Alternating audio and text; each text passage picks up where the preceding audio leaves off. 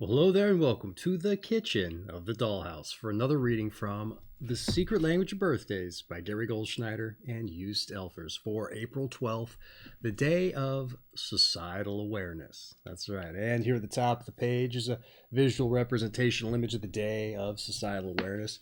We have one that's a bit of a head scratcher, as is often the case, but maybe a little more so today. What is it? It appears to be, I don't know if you can see this based on all the negative space, but some maybe Victorian era horn players. I don't know if you notice near the top with the silhouettes, it's like a wide brimmed hat with a feather and I don't know, like the floppy cape. I don't know, there's a head buried in there, but hey, maybe it makes up a secondary kind of image in the negative space. Who's to say? I can't see it, like a skull maybe, but I definitely see the horn players in there with the floppy hat and floppy cape. That said, does that make any sense? I don't know. Maybe you have to have some societal awareness to connect the dots. I don't know. That said, I just like folks to kind of see what I have in front of me on the page here, if you like, so you're more part of the dynamic. Not altogether all too important visual representational image there. Sometimes we can make heads or tails of why they put in there. Other times not. I don't know. That said, what is important around these here parts is it's April 12th and it's somebody's birthday. So if your birthday is April 12th and you're here to learn more about yourselves, well, hey, I just want to say happy birthday. All right. That's what's important around here. But if it's kind of late, I don't know, days, weeks, months, whatever the case, and you're finding this well after the fact, hey, I just want to say I hope you had a happy birthday. But for everybody else who's joining us ostensibly to celebrate the day, hey, I just want to say hello, welcome, and I hope you enjoy yourself. That said, something I like to do around these here parts before we dive into the redirect, and that is roll some dice. That's right. This is the Diecast birthday broadcast, so I like to live up to the namesake. But if you've been here before, you know what's about to happen, or you're just not interested in this, hey, jump ahead in the chapters right to the redirect. I'll understand. I'll just be here rolling dice because I do so more importantly for synchronicity's sake. And here I rolled us a 1 and a 4 for a 5. Now, what is synchronicity, you may be wondering? Well, let's just say if I'd rolled the 12 on April 12th, that'd have been pretty synchronous, but not this case. That doesn't happen all the time. That said, as I often hear told, the universe or the powers that be will oftentimes put things in our path to help us realize our goals or manifest our aspirations. But oftentimes we got the blinders on to such things, or we're very narrow of focus as we get on with our lives and kind of run errands or get after the job and the like. So we may miss the things that cross our path that help us get more in tune with where we want to go. That's all right. Here's a little bit of an examination to figure out how to see such things, all right? How do we do that? Well, we need some kind of mutually agreed upon sign between us and the higher powers that be. That's right. Your 1 and your 4 for a 5. Now, it could be anything between you and the universe. It doesn't have to be my dice numbers, but hey, the intention is there. Let's say you want to try this out, start noticing things lining up for you. What do? Well, just raid your Yahtzee box, grab a couple of dice, go out to some place near and dear to your heart or someplace you've never been and set out, all right? First, you get your daily number, your 1, your 4 for a 5, whatever it may be for you, and then you ascribe directional values to the dice numbers. So your 1 through 3, maybe north, 4 through 6, east, and so on. And then also you can go evens, odds for left and right, or yes or no. Should I go here? Should I not go here? Just ask the question, roll it, and then see what your answer is, all right? Once you've got all that established, set on out. But like I said, get the blinders off, all right? You want to start taking in everything like a sponge because you never know. The day might start to take on a little bit of a theme. Let's take the visual representational image there. Maybe you start seeing people dressed up in Victorian era garb with the floppy collar and the wide brim hat and the mime clothes that are skin tight and they're dancing around with horns. Probably not, but you know what? You'll know that's your sign for sure if you start seeing them pop up all over the place randomly. That said, it could be anything, so you got to be on the lookout. That said, maybe you're in the midst of your due course, and you don't see anything. Well, just take a stop, take a breath, look around. Maybe you just so happen to notice the building you're in front of has, what's this? Oh, 41 in the address. Hey, you might not be apt to go in the building, but hey, roll your dice for yes or no. Maybe it comes up even for no, and you're like, okay, and you just keep going. And hey, maybe you take in that moment a break before you roll the dice, get your next time and directional values.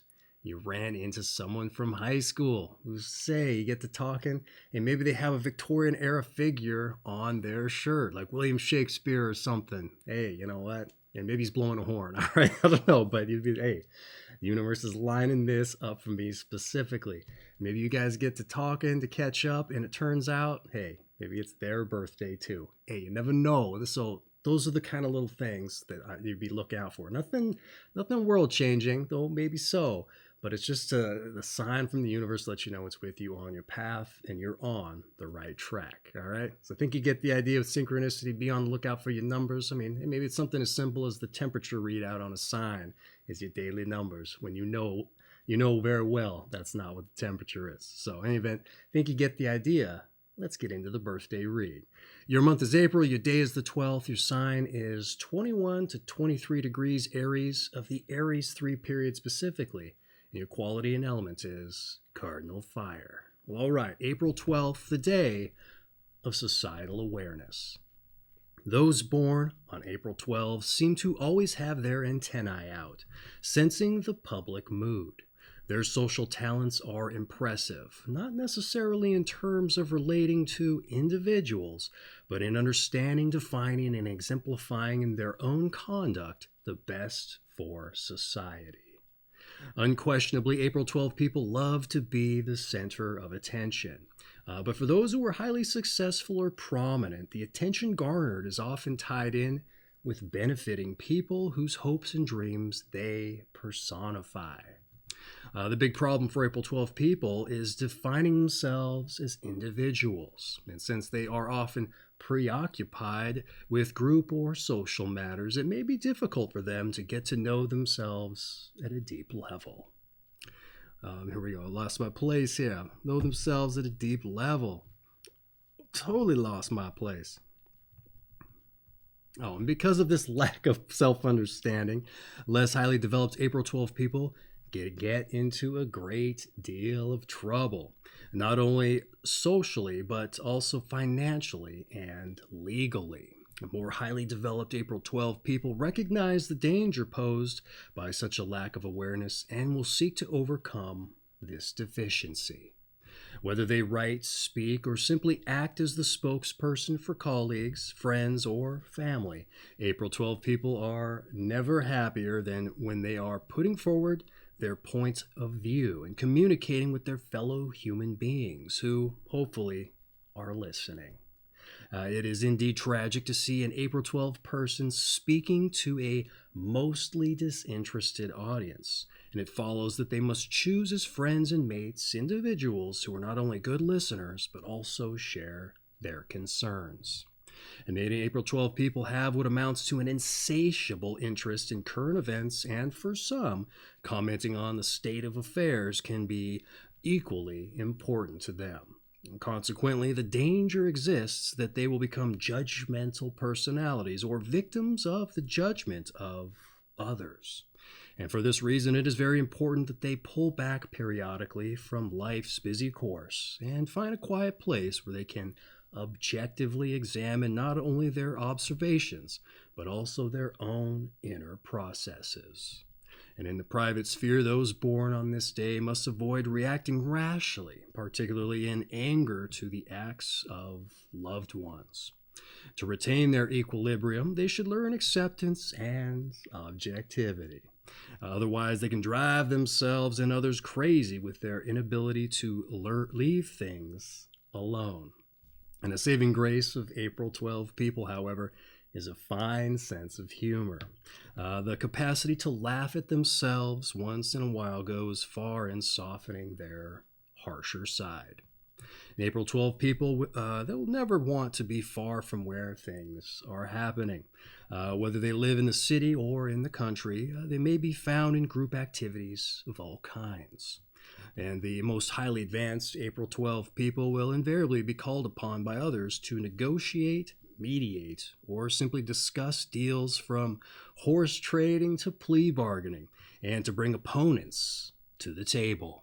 And often they are experts in the rules of games, laws, or social conventions, and are sought out for their advice. Well, all right. Pretty interesting day, to be sure. Despite my stifled read there, I totally missed my place. Looked down. My finger was on it the whole time, so total brain fog. Apologies in that respect. That said, I'd like to provide a little bit of a commentary on what I found interesting, kind of summarize things that we go back over them again, and also relate. Hey, how do they relate to the period writ large, and even the book? So let's dive into it a little bit. Examine April 12th, the day of societal awareness. All right, you're said to have a keen sense of societal awareness. Your own conduct tends to exemplify what is best for society, apparently, according to the reading. And it would seem, in terms of personifying the Aries III personality, these are characteristics that pick up the baton from April 11th and advanced further down the field. All right, further down the track, I wrote. Geez, I'm all over the place tonight. But when it comes best to how you garner the spotlight, and that's to say when your actions are in service of others and not for your own sake. This is something that follows the track of an Aries period writ large, at least specifically the past few days. The Aries 3 people, specifically Aries 2, they're the stars of the day. They're always trying to garner the spotlight, not necessarily in a what do you call it, ostentatious way, or a way that is at the detriment of others, but it is kind of a star-seeking, spotlight grabbing kind of status. I had another word for it. It's in a more endearing way than somebody who's just hungry for attention. So it's interesting that this kind of gets brought up for you today, because Aries 3 is kind of transitioning out of that, focusing more on causes and the like. But apparently a little bit of that is still peppered in there for you, so a little bit of it's bleeding through. Interestingly, this dynamic of having difficulty getting to know yourself at a deep level was also hinted at yesterday, as it happens. And as another quality drilled down on today, obviously, but is drilled down even harder, quite honestly, to the extent that the reading examines how this dynamic affects the higher and the lesser evolved people born on this day. They don't always do that. But that's not to say I would imagine that it must be the case. But if it is, I wouldn't poo-poo the notion. Hey, maybe I need to get to know myself better. Quite honestly, it's a through-line theme of the book writ large, even though it may not be stated outright. It's in there in spits and spatters between the lines sometimes. And I would argue that may be the case today. The reading goes on to cement the idea that you may love to be the center of attention, as we mentioned earlier, making mention of how good you feel when holding court with others and to communicate your ideas specifically, which may seem a rather universal idea. A lot of folks like to be heard, but it actually strikes a marked contrast against early period Aries individuals, as it happens, who are more than okay garnering little to no attention from their fellow workers, family members, and the like, as long as they're content in their pursuits. All right, that seems to be their focus. Those other things can come into their lives, and they can be seemingly okay with it, but it's not their true passion. It's just something that happens to them. Really, it's quite interesting. But for you, according to the reading, it's so seemingly important, this aspect, that they recommend you choose who's close to you very wisely, all right, so as to shore up the strength and insecurities that may come from not having your ideas heard. So very interesting. So what else do we have here? The likes of which can be combated with objectivity, humor, and acceptance, and again, self-awareness, all right? So if you find yourself lacking, the folks aren't necessarily glamming onto your ideas, hey, get a rational mindset about it, all right? Don't get too emotional from the sounds of it, or recognize within yourself, hey, I'm starting to go lean that way. Time to get a grasp on it, all right? Be a little more realistic about things, all right? You're probably going to find those people as long as you start putting yourself in the service of others. I don't know. That's, like I said, kind of a through-line theme that's been popping up here as of late. You're going to grab that spotlight that you're looking for if you act in service of others. Doesn't necessarily apply to the other people who look for the spotlight, but for Aries 3 people, Aries 2 people, it does for some reason. But again, much like yesterday also, a certain diplomatic quality is also seeped into the breakdown, I would say, for yet more carryover and similarity to the period. But this day, compared to other Aries days, seems to be redefining the status quo of what the Aries is going through in this particular period. So it's kind of, I know Aries 3, you're still at the beginning of it, but you're kind of changing the dynamic here. So that said, that's what I had to say about the breakdown. Let's move on to your numbers and your planets. All right, let me get the book here aligned, stay in frame. I get out of frame a lot lately. Those born on the 12th of the month are ruled by the number 3, as 2 plus 1 equals 3, and by the expansive planet Jupiter. Those ruled by the number 3 are often ambitious and even dictatorial. And since April 12 people are generally intent on mediation and compromise, ambitious tendencies such as these can cause great conflicts in them. And the Jupiterian drives of the number 3 give April 12 people a highly expansive and optimistic attitude in their thoughts and endeavors. But the added influence of Mars, which is the ruler of Aries, can indicate hot-headedness and overconfidence. All right. Hey, very interesting, very personalized numbers and planets. Hasn't often been the case this particular period. People have been just kind of getting shortchanged a lot of times. There's even one day not too long ago, they revamped the copy. It wasn't boilerplate at all, but they didn't personalize it in the least. So I was like, hey, I appreciate that they took the time, but hey, why don't we personalize it a little bit, right? In any event, I'm getting off the topic here. Let's stick to you. Okay, that's what this is about. Let's get into it, your numbers and your planets. All right, here we go. The number 3 and the expansive, optimistic planet, or also jovial planet, Jupiter. Purported elsewhere in the book, it's also said to contribute to lucky qualities as it happens. None of that was mentioned here for you to do today, but hey, who's to say it doesn't apply? I mean, you're lucky in a lot of cases. And if you are, maybe Jupiter's to thank. I don't know.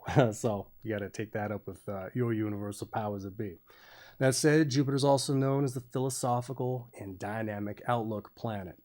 So perhaps that keen social eye of yours is, and your constructive approach to solving problems, maybe that owes to that in no small part.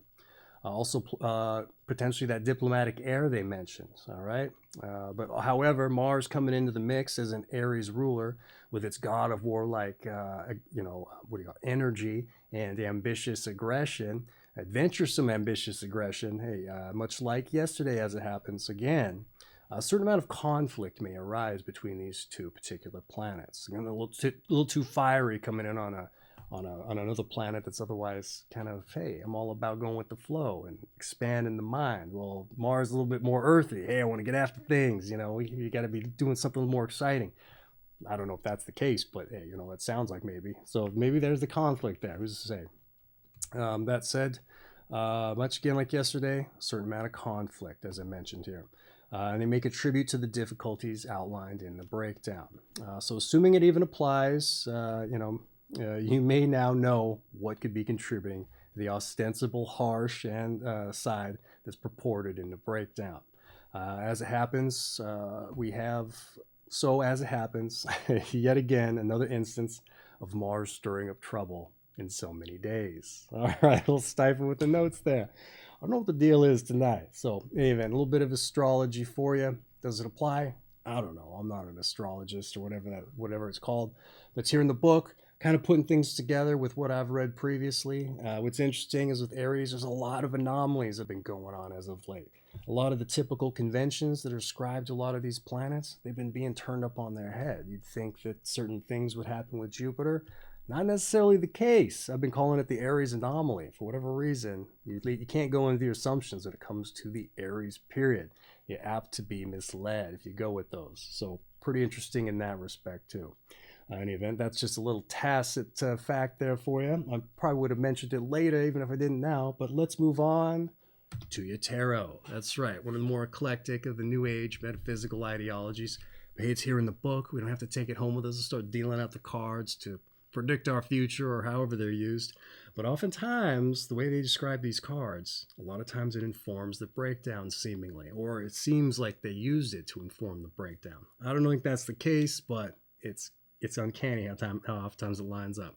So let's dive into it, see what it has to say, and then we just leave it here in the book. All right, the 12th card, the major arcana, is the Hanged Man, who dangles by his foot in a head-down position. And though seems helpless, the Hanged Man is nevertheless spiritually powerful and deeply thoughtful.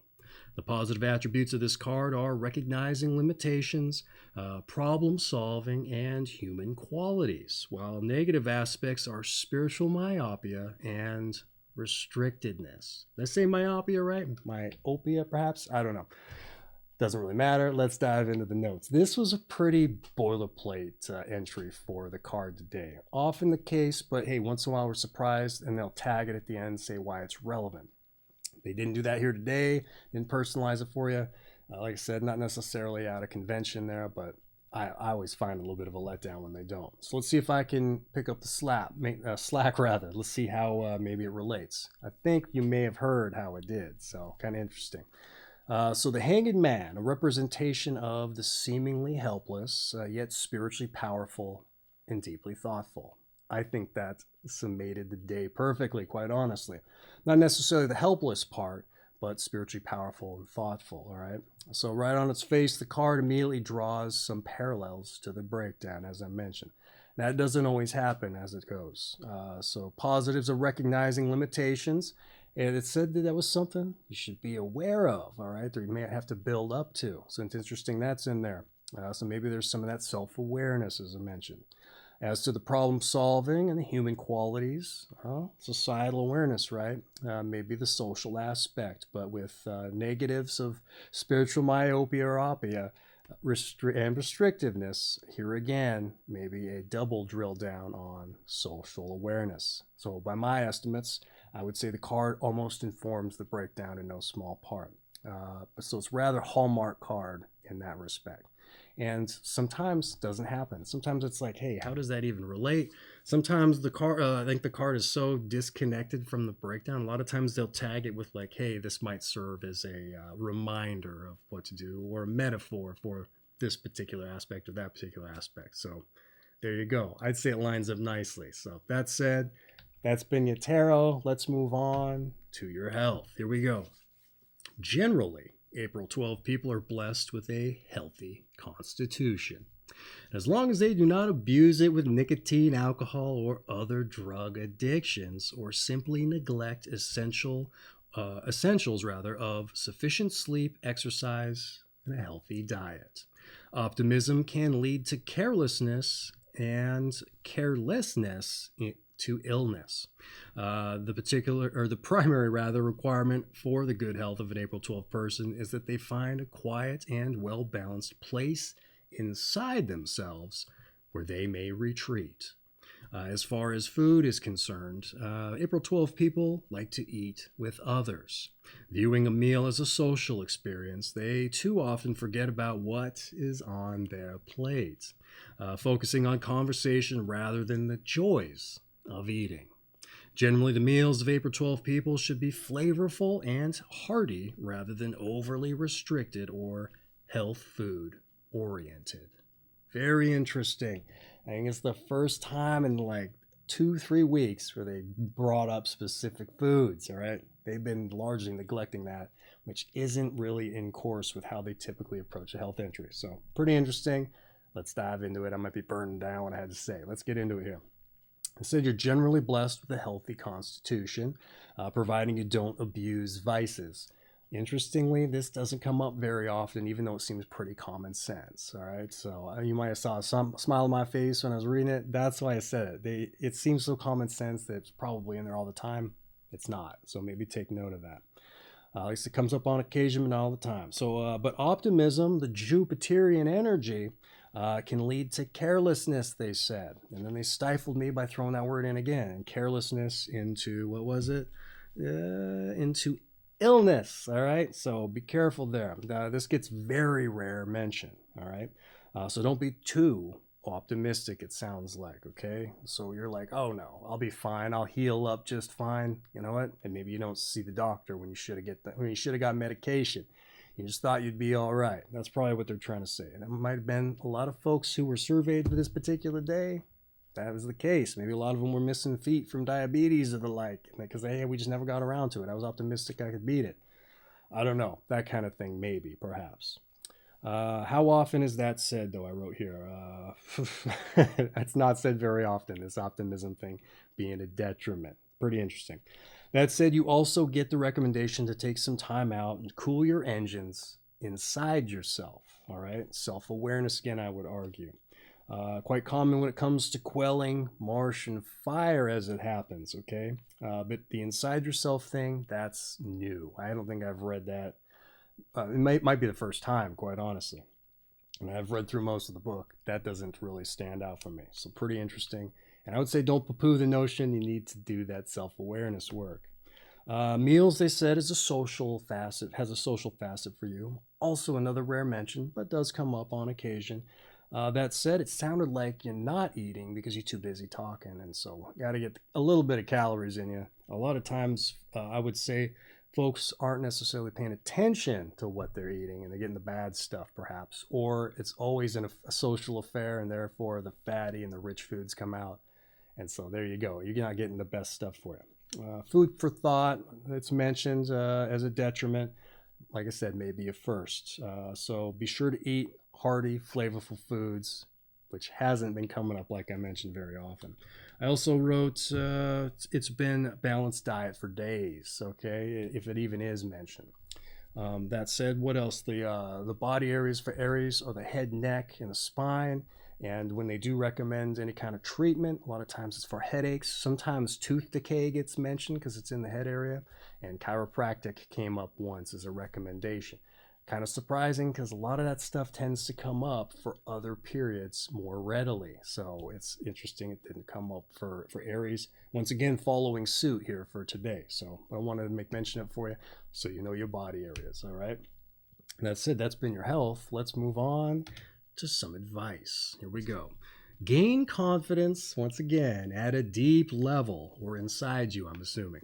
Don't be too hungry for attention and appreciation. A mark of insecurity, it says. All right. Realize your limitations and beware of putting yourself above the law. All right. Pretty interesting. Real quick in and out with the advice. I take a little bit of time here. Let's see what I had to say. All right. Gain confidence at a deep level, they said. Ostensibly different than the overconfidence mentioned in the number entry. Pretty interesting. Confidence focused inwardly on yourself and not outwardly, perhaps. All right. Maybe you're in your element when it comes to being social with folks, but when it comes to being alone, out of your depth. All right. I would say it sounds quite a bit like that in the book here. Who's to say, but something to be mindful of. They also, so I say self-awareness, the watchword for today, even though they didn't mention it directly. Pretty interesting. Don't be too hungry for attention, they said.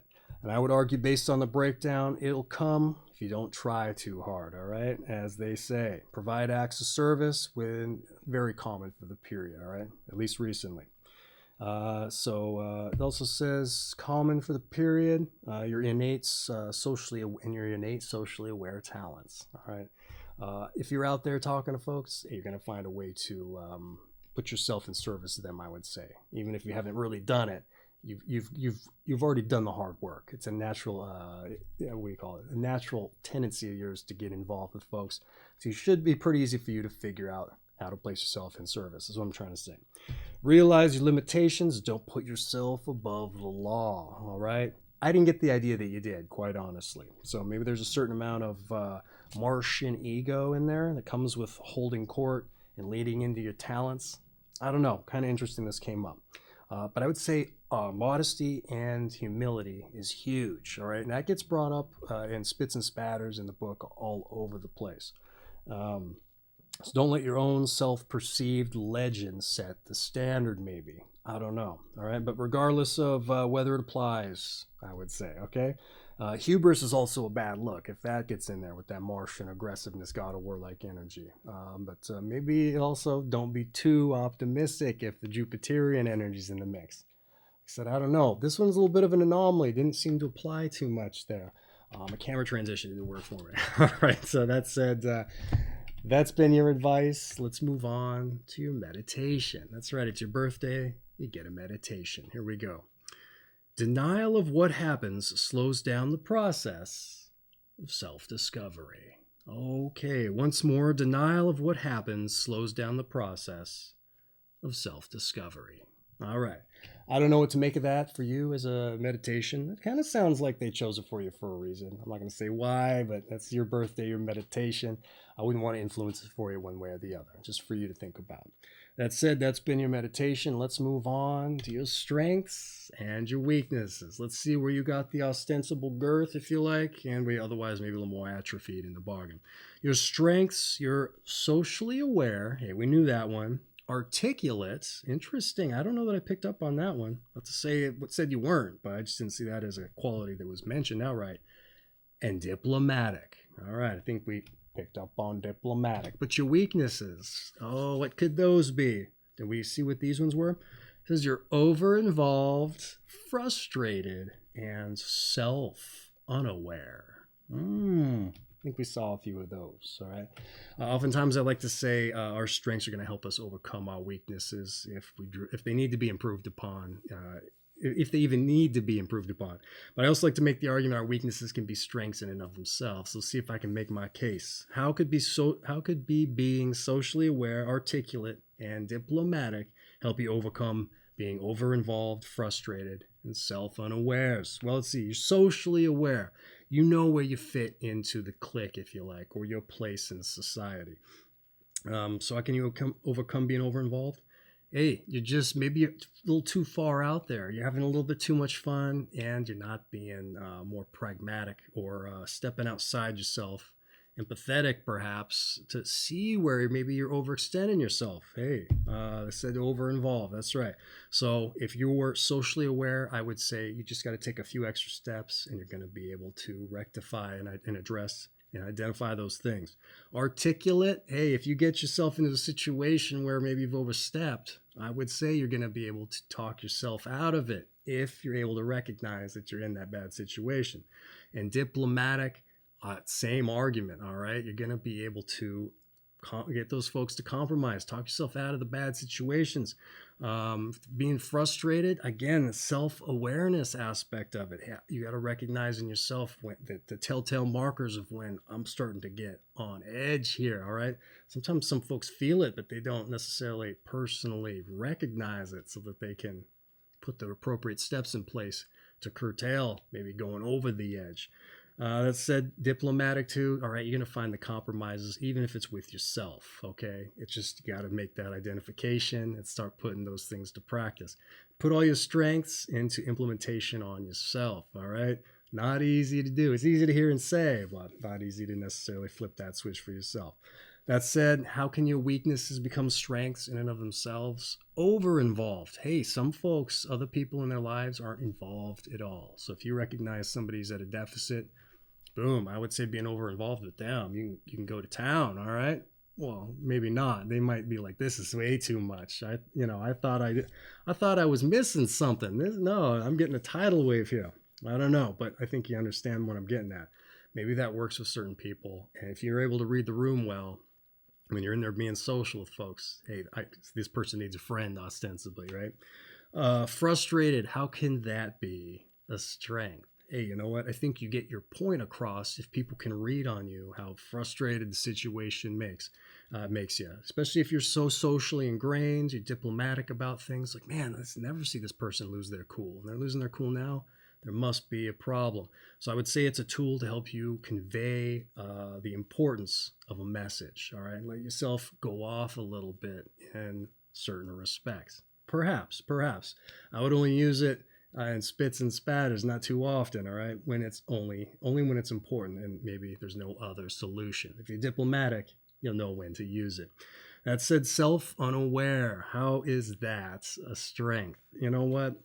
Everybody loves Kramer, right? On Seinfeld, always getting into situations, loose, fancy free, doing just ridiculous stuff, even though it would probably set people off, you know what? Unaware of what he's doing there. Socially awkward in a lot of cases, but he's endearing to everybody, all right? So find a way to make that relevant. Like, oh, here they come. They're in the clique. They're socially aware, but they're so aloof as to what's going on otherwise with themselves. Again, probably an endearing aspect. So learn to lean into it when it's necessary, all right? Or maybe that's not something that you can do purposefully. I don't know. But if you're able to figure that out, I would say it's a strength, another tool in your belt. So that said, I don't know if I made the best case, but I did like the Kramer one. I think people would understand like how being self-unaware can be, endearing in a respect. But I think my argument stands, all right? So don't get rid of your weaknesses altogether because they're part of who you are, all right? Learn to use them as strengths, self-awareness, all right? We've been talking about it ad nauseum. That said, that's been your strengths and your weaknesses. Let's move on to those born on this day. And when we get into those born on this day, what I like to do is look at it from the perspective of figuring out our passions or our purpose in life. Because too often I get out and I meet folks and they're just living for the paycheck, all right? A day-to-day humdrum kind of life. And that's no way to live, I would argue. Hey, certainly you got to put food on the table and keep a roof over your head, but what makes life fulfilling? What's going to get you down the road for the long haul, all right? And I would say it's finding a passion, finding something to jump out of bed and do figurative or literal backflips to get into your day. And so I think this is the perfect opportunity not only to see who shares your company, but maybe draw inspiration from what they accomplished so that we can start accomplishing what fuels us, all right? Not just the 9 to 5, all right? Maybe it's just you got to start in spits and spatters on your weekend, who's to say? But hey, if anything, maybe get your gears turning to think about what kind of work you got to put in to figuring that stuff out, because I think it takes work. That's it. If you've already got all that figured out, well, hey, the hat I'm not wearing's off to you. So let's just find out who shares your birthday. That can be interesting sometimes. So let's dive into it here. You're those born on this day. We've got Henry Clay, a U.S. statesman, senator, representative, and it says the Great Compromiser. So maybe a little bit of diplomacy there. We have Dennis Banks, a Native American leader of a Chippewa tribe and the head of AIM, which is known as the American Indian Movement. Also says Sacred Director, occupied site of Wounded Knee Massacre, and imprisoned. We also have David Letterman, TV entertainer. Pete Rose of Cincinnati Reds fame, multiple position baseball infielder and an outfielder, named Charlie Hustle, and a record holder for the most played games, total at-bats, and hits. Though this was written in the early 90s, so that may have since changed. Who's to say? We also have Herbie Hancock, a jazz pianist and composer, a writer and a lecturer. We also have Tama Janowitz, a novelist, responsible for work by the name of Slaves of New York. Robert Delaunay, I might be saying that wrong, but a French abstract painter. Ann Miller, Broadway dancer. And an actress. We also have Alan Ayckbourn, probably saying that wrong, Ayckbourn, British satiric social playwright. Is that right? Yeah, social playwright, whatever that is. We also have Montserrat Caballé. French names get me, unless it's Italian, but an operatic soprano. Lily Pons, an operatic soprano also. Jane Withers, a comedian and character actress. We also have David Cassidy, the singer, TV actor of the Partridge Family fame. Scott Turow, a lawyer, novelist, and responsible for a work by the name of Presumed Innocent. And we have Marietta Tree, a UN representative, a New York City planner. We also have Georges Franju, a French TV film director, responsible for work by the name of Eyes Without a Face. The French names have been getting me as of late. We have Eleanor T. Gluck, criminologist and co-author of Unraveling Juvenile Delinquency, as it happens. Not as it happens, just that Unraveling Juvenile Delinquency. We also have Joan Marshall Kelsey. This is the Joan Grant. They're part of that, I guess, or they're responsible for it. Also a novelist and responsible for work by the name of Laird and the Lady. We also have Hardy Kruger, a German film actor, writer, and responsible for Breakfast with Theodore. And we also have Warren Magginson, a U.S. Senator from Washington. And I muddled a bunch of names in there, so let's do some butchering on my side. Not done in malice. It's just hooked on phonics. Don't work for me with the French and foreign names writ large. But you know what? Not a lot of names I recognize. Like Pete Rose, really. That was about it. So, hey, I would say the field of play is wide open for you to make your mark, assuming you can find your passion, all right? So, like I said, if I can hope for anything for you on your birthday, it's that you find that in your life. Even though the book's already been written, so you're not going to get into it. But that said, I think you understand what I'm saying. That said, that essentially rounds out your birthday read, except to say your season is spring, your sign once again is Aries, the Aries 3 period specifically, and your quality and element is Cardinal Fire. And this has been April 12th, the day societal awareness. I don't know that we made any sense for the Victorian horn player or whatever that might have been there at the top of the page as a visual representational image, but like I said, here nor there, that's not what's important. This has been The Secret Language of Birthdays by Gary Goldschneider and Joost Elfers. I have an affiliate link for this book down in the description right above, a personal note I like to put together for the birthday boys and girls, so check those out if you're interested. This makes an excellent coffee table book when you got company over. If you're into the social, societal cuteness, awareness type deal, hey, you know what? When you have folks over, great icebreaker, all right? And you got to change things up once in a while, highly recommend it, all right? That said, book having been relayed, not what's important. Like I said at the top, what's important, wishing you a happy birthday. So once again, happy birthday, all right? And for everybody else who joined us to celebrate, hey, I just want to say I hope you enjoyed yourselves and you join us for your birthday reading, all right? That said, once again, your daily numbers, a 4 and a 1 for a 5. Hey, this doesn't just apply to the birthday boys and girls. Anybody can do this. Get out there, shake things up, let the universe show you it's with you on your path. See, taste, touch some of the magic. I'm hoping, all right, and you understand why I brought it up. That said, hey, just look inside yourselves, all right? Just find that self-awareness, huge through-line theme, all right? And everything I would say otherwise is going to be just fine. Sounded like you had it on lock, all right? So, in any event, once again, happy birthday. Take care of yourselves.